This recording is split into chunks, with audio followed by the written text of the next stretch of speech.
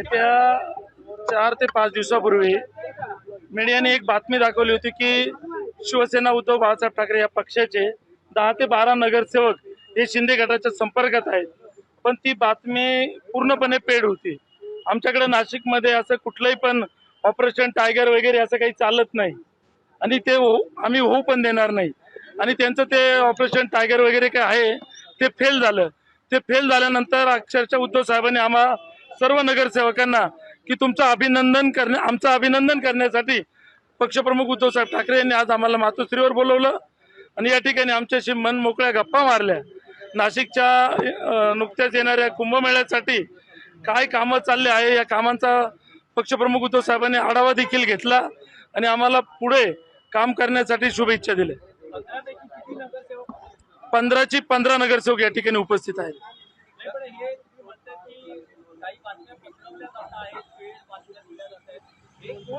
शिंदे गटावाले मग शिंदे गटाचे जिल्हा प्रमुख असेल, महानगर प्रमुख असेल, त्यांचे उपनेते आहेत।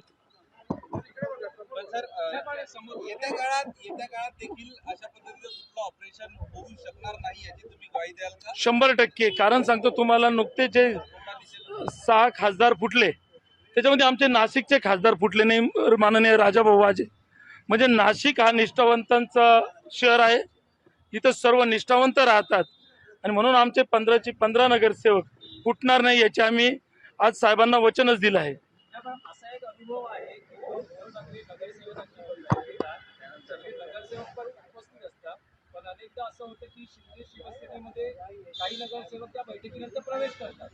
काही एक अनुभव आहे आमदारांच्या बाबतीतही असंच झालं होतं। पहिल्यांदा सगळे आमदार होते। तुम्ही अगदी बरोबर विचारलं, पण तुम्ही बघा खासदारांच्या बाबतीत तसा अनुभव आलेला नाहीये। म्हणजे खासदारांची बैठक झाली, काही खासदार फुटले असतील, पण आमचे नाशिकचे खासदार फुटले नाही। म्हणून आम्ही तुम्हाला सांगतो, आज नगरसेवकांची बैठक झाली, आमचा एकही नगरसेवक फुटणार नाही।